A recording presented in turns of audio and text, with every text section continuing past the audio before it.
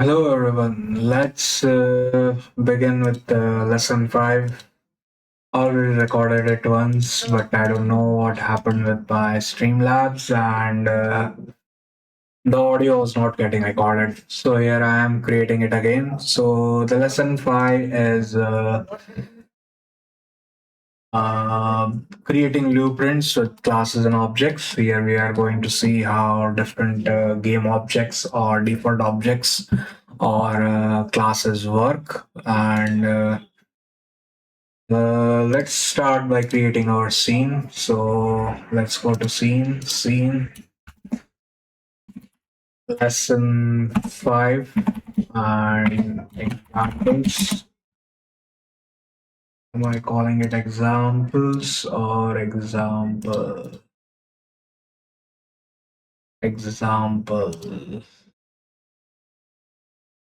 mean, it doesn't matter. And we'll make it black. And let's create our scripts. So the first script is going to be the lamp script. So we are going to test how this class is going to behave on different objects, which are our game objects here. And the next one is the game manager script. Here we are going to use a default C# class, which is going to have some player stats attached. And the final one is going to be a bullet spawner. So here we are going to spawn all the different game objects at runtime, and that should be pretty simple. And let's go inside Visual Studio and we'll start creating the scripts. So let's first create a lamp script.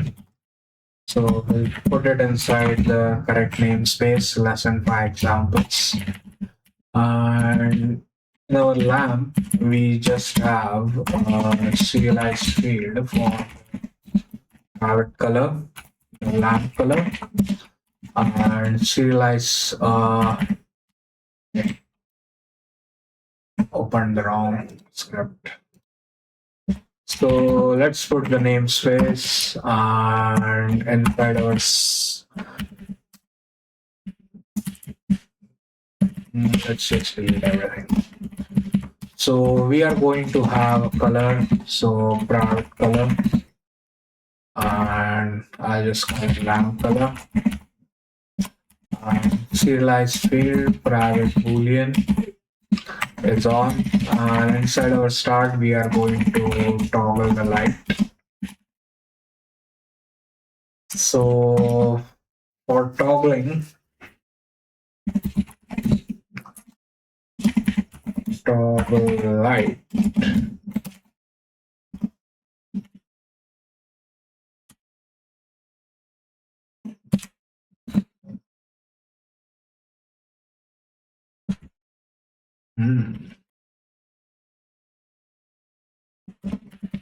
we'll just first set is on to be not equal to not on, and we'll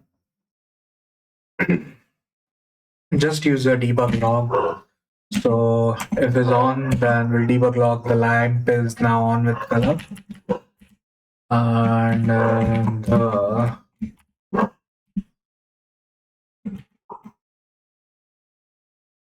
lamp with name, and similarly for this.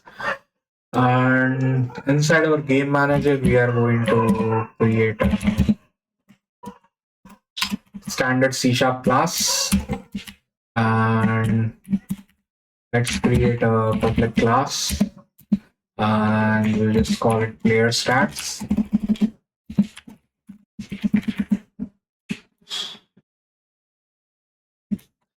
And we are just going to have a public interior for the health, armor, and maybe experience. We can have it anything.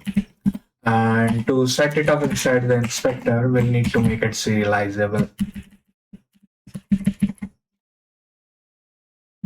And inside our start, we'll just debug.log game manager started. We need to attach our player stats, and let's debug.log the player stats. So first is the health, then is the armor, then is the experience.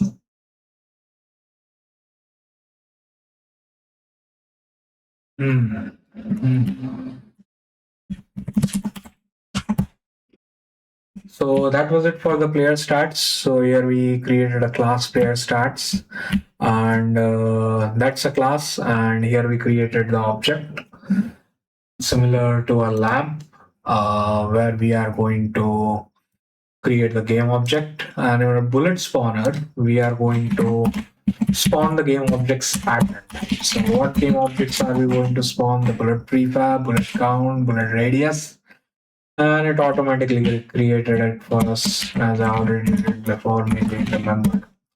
Inside the update, we'll create a space to create the bullets, and let's go inside Unity.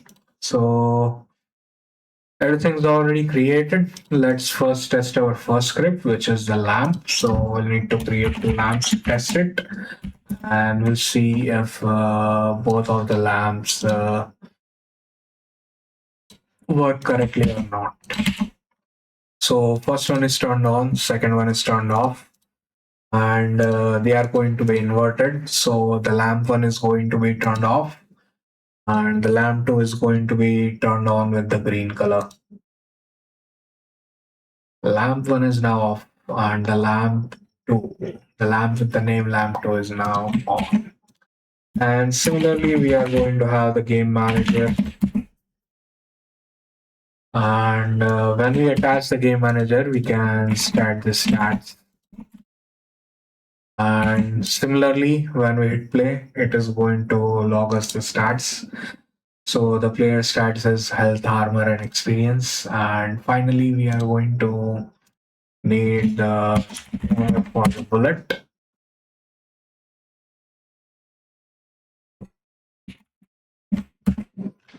And inside our spawner, let's attach a bullet spawner script. Let's spawn 5 in a radius of 5. And to test our spawner, we'll need to create a bullet, which is going to be a simple circle, simple sphere. So let's attach a mesh filter, and we'll attach the sphere, and we'll also attach a mesh renderer, and let's make it the player's color, and we'll add a directional light. Happens if I direct the intensity. Okay. Indirect multiplier, what does it do? Shadows, no shadows, hard shadows, soft shadows. Let's do it, no shadows. And for the bullet, we need to attach the bullet spawner. Let's hit the reset. And at the start, it is going to spawn some 5 bullets. And when we hit space, we can spawn again.